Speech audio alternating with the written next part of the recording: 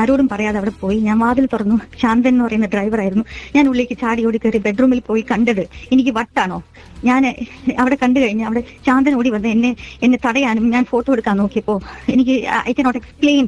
മോശത്തിനെക്കാട്ടും പറഞ്ഞാൽ അറിയാത്ത എന്റെ I have all the pictures, photos എല്ലാം ഉണ്ട് എന്റെ കയ്യിൽ. മന്ത്രിയെയോ മന്ത്രിയുടെ കൂടെ ഉണ്ടായിരുന്ന ആളെയോ ഒന്നും ഞാൻ ചെയ്തില്ല. പക്ഷെ ഞാൻ ഫോട്ടോ എടുക്കാൻ ശ്രമിച്ചു. ബിക്കോസ് മന്ത്രി അത് പിന്നെയും പറയും എനിക്ക് പ്രാന്താണ്, എനിക്ക് സംശയമാണെന്ന്. ഞാൻ തിരിച്ചു വന്നു കഴിഞ്ഞാൽ ഫോട്ടോ എടുക്കാൻ ശ്രമിച്ചപ്പോൾ എന്നെ ശാന്ത അവരെ പിടിക്കുക, അവരുടെ ഫോൺ മാറ്റുക എന്നൊക്കെ പറഞ്ഞ എന്നെ he was trying to assault me, try to take snatch my phone. ഞാൻ അതൊന്നും സമ്മതിച്ചില്ല. ഞാൻ ലേഖ ചേച്ചി എന്ന് പറഞ്ഞ് വിളിച്ച് കണ്ടപ്പോൾ അവരെന്നെ ഒന്നും ചെയ്യാൻ അവർക്ക് പറ്റിയില്ല. ഞാൻ ഓടി. I Rann out. പോലീസ് വന്നു കഴിഞ്ഞ് പുറത്തേക്ക് വരാൻ നേരത്ത് പ്രദീപ് എന്ന് പറഞ്ഞാൽ എന്റെ വാതിൽ തുറക്കാൻ സമ്മതിച്ചില്ല. വാതില് എന്റെ കൈ പിടിച്ച് വാതിൽ അടയ്ക്കാനൊക്കെ നോക്കി. ഞാൻ ഹെൽപ്പ് എന്നൊക്കെ പറഞ്ഞ് നിലവിളിച്ചു. അത് കഴിഞ്ഞ് പോലീസ് വരുന്നതിന് മുന്നേ തന്നെ ഗണേഷ് കുമാർ ഈ സ്ത്രീയായിട്ട് സ്ത്രീനെ കൊണ്ടുവന്ന കാറിൽ ശാന്തം കയറ്റി ശാന്തം കൊണ്ടുപോയി ഗണേഷ് കുമാർ ഉള്ളിലേക്ക് ഓടി വാതിലടച്ചു. ഇതാണ് ഉണ്ടായത്. പോലീസ് വന്ന് എന്നോട് ചോദിച്ചു യാമിനി തങ്കച്ചിയാണോ? I said no, my name is Bindu.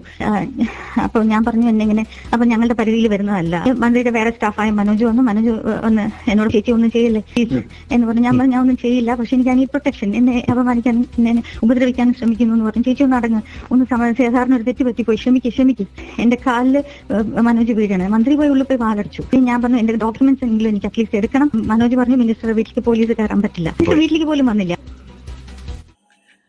ഇതാരാണെന്നാണ് എൻ്റെ മക്കളെ, ഇതാണ് നമ്മളെ ഗതാഗത വകുപ്പ് മന്ത്രി ഗണേഷ് കുമാറിൻ്റെ ഭാര്യ സംസാരിക്കുന്ന വീഡിയോ ആണ് നിങ്ങൾ ഇതുവരെ കേട്ടത്. അപ്പം എന്താണെന്ന് വെച്ചാൽ മന്ത്രിക്ക് മറ്റൊരുവളുമായിട്ട് ബന്ധമുണ്ട്. ആ ബന്ധം ഞാൻ കയ്യോടെ പിടിച്ച് എന്നുള്ള അവരിയിലാണ് ഇപ്പോൾ ഈ വൈഫ് സംസാരിക്കുന്നത്. ഒരുപാട് കാലമായിട്ട് നമ്മൾ എന്താ പറയുക, ഇങ്ങനത്തെ ഈ ഒരു പ്രശ്നം കൊണ്ട് തെറ്റിയിട്ട് തന്നെ നിൽക്കുന്ന മിണ്ടലില്ല. നമ്മളെ എൻ്റെ ജീവിതം അങ്ങനെയാണ്, ഒരുപാട് വാണിംഗ് കൊടുത്തതാണ് എന്നെല്ലാം പറഞ്ഞിട്ടും കൂടെ മന്ത്രി സ്വീകരിച്ചിട്ടില്ല എന്നാണ് വൈഫ് പറയുന്നത്. കാരണം എന്ന് വെച്ചാൽ ഇങ്ങനത്തെ ഈ ഒരു വേണ്ടാത്ത മോശമായ ബന്ധം ഉള്ളത് കൊണ്ട് മാത്രം എൻ്റെ ലൈഫ് തകർന്നു, ഇനി ഒത്തുപോകാൻ കഴിയൂല എന്നൊക്കെയാണ് ഗണേഷ് കുമാറിൻ്റെ വൈഫ് പറയുന്നത്. ഇതിന് മുന്നേ 2-3 വർഷം മുന്നേ പ്രശ്നങ്ങളുണ്ടായിട്ട് ഞാൻ ഒരു 2-3 മാസം ഞാൻ മന്ത്രിയായിട്ട് മിണ്ടാട്ടം വരെ ഉണ്ടായിട്ടില്ല എന്നാണ് പറഞ്ഞത്. എന്നിട്ട് നമ്മൾ പറഞ്ഞ് ആദ്യം വീണ്ടും എന്താ പറയുക ശരിയായിട്ട് ഒന്നിച്ച് താമസിക്കുന്നതാണ്.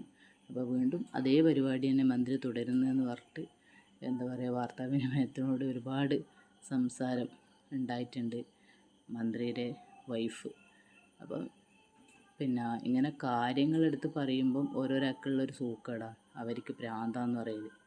അതേ അടവ് തന്നെയാണ് ഇപ്പം മന്ത്രി ഇവിടെ ഉപയോഗിച്ചിട്ടുള്ളത്. കാരണം മന്ത്രിയുടെ കാര്യങ്ങൾ വൈഫ് എടുത്ത് പറയുമ്പോൾ വൈഫിന് പ്രാന്താണ്.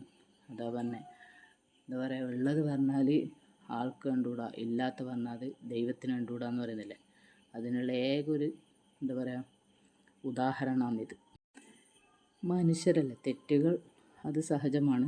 പക്ഷേങ്കിൽ നമ്മൾ തെറ്റ് ആവർത്തിച്ചുകൊണ്ടിരിക്കരുത്. ഒരു തെറ്റ് നമ്മൾ ചെയ്തിട്ടുണ്ടെങ്കിൽ ആ തെറ്റിൽ നിന്ന് നമ്മൾ എന്താ പറയുക ശരിയാക്കി കഴിഞ്ഞാൽ പിന്നെ നമ്മൾ വീണ്ടും വീണ്ടും തെറ്റ് ആവർത്തിക്കരുത്. കാരണം വെച്ചാൽ ആ തെറ്റ് പിന്നെ നമുക്ക് ക്ഷമിക്കാൻ വന്നു എന്ന് വരില്ല.